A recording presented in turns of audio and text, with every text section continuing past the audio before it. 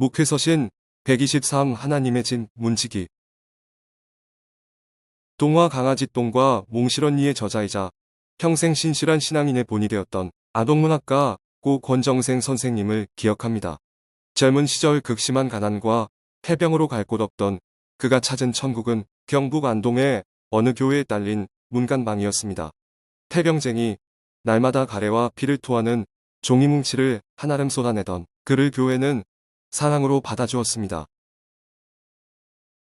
선생님이 그곳에 머물던 16년 동안 교회에서 맡은 일은 교회의 각종 예배 시간에 맞추어 종을 치는 종직이었습니다. 겨울에는 새벽 5시와 저녁 7시, 여름에는 새벽 4시와 저녁 8시에, 초종은 예배 전 30분에, 재종은 예배 전 10분에 쳤습니다. 겨울에는 얼마나 추웠을까요? 한 번은 사람들이 그에게 장갑이라도 끼고 치지 그러냐고 물었습니다. 그의 대답은 사뭇 진지했습니다. 새벽 종소리는 가난하고 소외받고 아프니가 듣고 벌레며 길가에 구르는 돌멩이도 듣는데 어떻게 따뜻한 손으로 칠 수 있어? 오줌 주머니를 차고 교회 종을 치던 만 29세의 청년 권정생은 진실함을 그 종소리에 담아 만물의 하나님의 사랑을 나누고자 했던 것입니다. 오래전 한국 교회에 종지기가 있었다면 예루살렘 다윗의 장막에는 문지기가 있었습니다. 다윗 시대에 4,000명의 레위 사람 문지기들이 24시간 반을 나누어 섬겼습니다.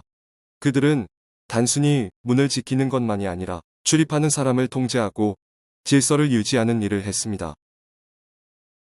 문지기에 대한 기록 가운데 두 사람의 이름이 인상 깊게 다가옵니다. 한 사람은 고라이고 또 한 사람은 오베데돔입니다. 고라 사람 아삽 가문의 무셀레마의 아들들이 문지기가 되었습니다. 레위지파 이스알의 아들로 모세의 사촌인 고라는 당을 짓고 족장 250명과 함께 모세와 아론을 거역했습니다. 거역한 일로 말미암아 고라는 하나님의 심판을 받고 죽었습니다. 하지만 고라의 아들들은 하나님의 은혜로 죽음을 면할 수 있었습니다. 그 후 고라 자손은 하나님의 집에서 문지기, 요리사, 노래하는 직무를 맡았습니다. 거역함으로 진멸되는 심판 속에서 은혜로 살아남은 고라의 아들들은 문지기가 되어서도 충성스럽게 섬겼습니다. 문지기 하면 떠오르는 아름다운 시편이 있습니다. 주의 궁정에서의 한날이 다른 곳에서의 첫날보다 나은즉 악인의 장막에 사는 것보다 내 하나님의 성전 문지기로 있는 것이 좋사오니. 시편 84편이 고라 자손의 시입니다. 오베데돔은 하나님의 법궤를 잘못 만진 우사가 죽임을 당하자 누구도 법궤를 모시기를 꺼려했을 때 법궤를 자기 집으로 메어갔습니다. 하나님의 궤가 석 달 동안 오베데돔의 집에 있었습니다. 하나님께서는 오베데돔의 집과 그의 모든 소유에 복을 내리셨습니다. 오베데돔은 블레셋 가드 사람입니다. 가드 사람 하면 쉽게 떠오르는 사람이 하나님의 군대를 조롱하던 골리앗입니다. 오베데돔은 가드 사람 골리앗과 동양입니다. 그런 오베데돔이 하나님의 궤를 모셨습니다. 그는 하나님의 임재와 영광을 거룩하게 여겼습니다.